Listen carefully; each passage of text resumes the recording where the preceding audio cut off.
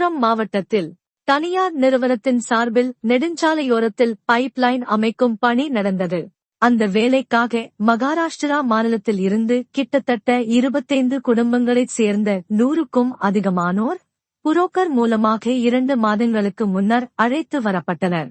இந்த வட மாநிலத்தினர் விழுப்புரம் சாலையோரத்தில் ஆங்காங்கே டென்ட் அமைத்து தங்கி பைப்லைன் அமைக்கும் பணியை செய்து வந்துள்ளனர். இந்நிலையில் கடந்த ஒரு வாரத்துக்கு முன்னர் பைப்லைன் அமைக்கும் பணி திடீரென நிறுத்தப்பட்டது.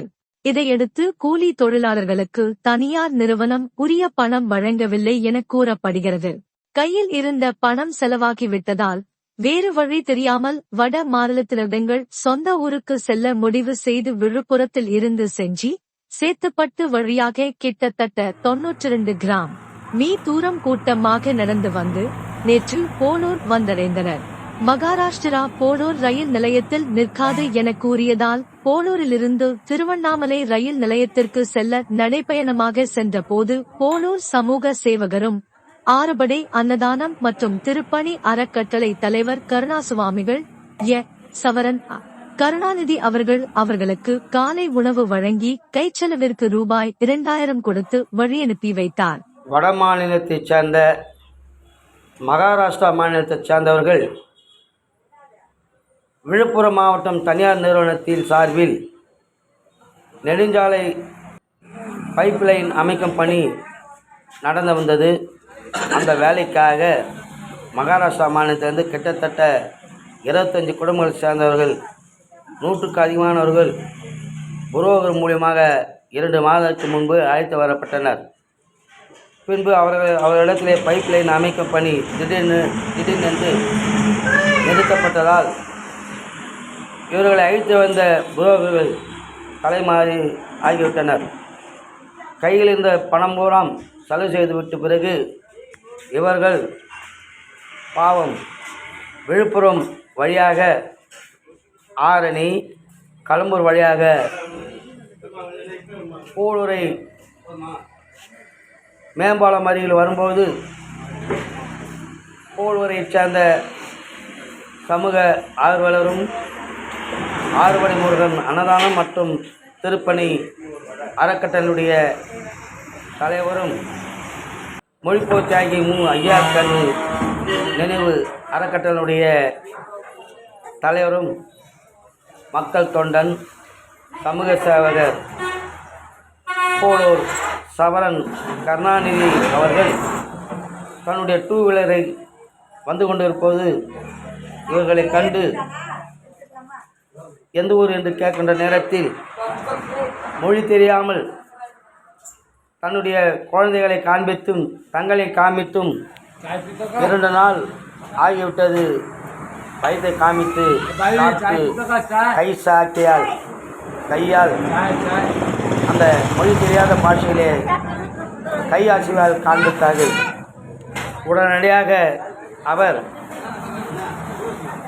ஒசூர் அருகில் இருக்கின்ற ஒரு ஹோட்டலுக்கு அழைத்து சென்று அவர்களுக்கு இட்லி தோசை வாங்கி கொடுத்து அவரோடு வந்திருக்கின்ற குழந்தைகளும் குடும்பத்தினர்களுக்கும் பசியாற்றி அவர்கள் திருவண்ணாமலைக்கு செல்வதற்காக பஸ் பயணமாக தன்னுடைய சொந்த செலவில் 2000 ரூபாய் கொடுத்து அனுப்பி நீங்கள் திருவண்ணாமலை சென்று மகாராஷ்டிரா செல்லுங்கள் என்று மத்தியான சாப்பாடு குழந்தைகளுக்கு பாசனம் கொடுத்து வழி அனுப்பி வைத்தார். இப்படிப்பட்ட ஆன்மீக சேவையும் சமூக சேவையும் செய்கின்ற நல்ல உள்ளம் கொண்ட சவரன் கருணாநிதி அவர்களை நாமும் வாழ்த்துவோம், நாமும் பாராட்டுவோம். இதை கண்டுகின்ற பக்தி சமூக சேவர்களும் இதை யூடியூப் சேனல் மூலியமாக மற்றவர்களுக்கும் சப்ஸ்கிரைப் செய்து இது போன்ற ஏழை எளியவர்களுக்கு குறிப்பாக மாநிலம் விட்டு மாநிலம் வந்து இந்த தமிழகத்திலே கருணை உள்ளங்கொண்ட நம் தமிழ் மக்கள் வந்தவர்களுக்கு உபசரித்து அன்னதானம் வழங்குகின்ற குணம் படைத்த தமிழர்கள்தான் என்று நிரூபிக்கின்ற இந்த காட்சியாக இருக்கிறது. அது மட்டுமல்ல, இன்றைய பத்திரிகை தினமலரிலே இந்த செய்தி புகைப்படத்துடன் 28/3/2025 வெள்ளிக்கிழமை இன்றைய காலை தினமலர் நமது மலரிலே புகைப்படத்துடன் செய்தி வந்திருக்கிறது. அதையும் காணுங்கள். இப்படி நல்ல உள்ளம் படைத்தவர்கள் காண்கின்ற நீங்களும் நம்ம மாநிலத்துக்கு மொழி தெரியாத பிழைக்க வந்தவர்களை அனாதையாக விட்டு செல்கின்ற புரோகர்கள் அவர்களுக்கு வசையாத்துக்கின்ற இந்த அன்னதான உபசரிப்பையும் நீங்களும் செய்ய வேண்டும் என்றுதான் இந்த கருணை உள்ளத்தோடு இந்த யூடியூப் சேனல் வழங்குகிறது.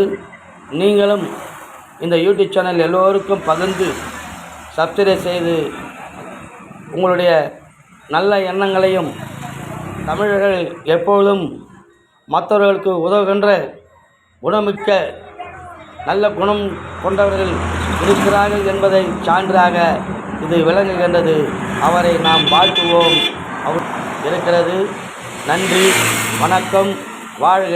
அவருடைய சமூக சேவை, அவருடைய பணி தொடர்க. நன்றி, வணக்கம்.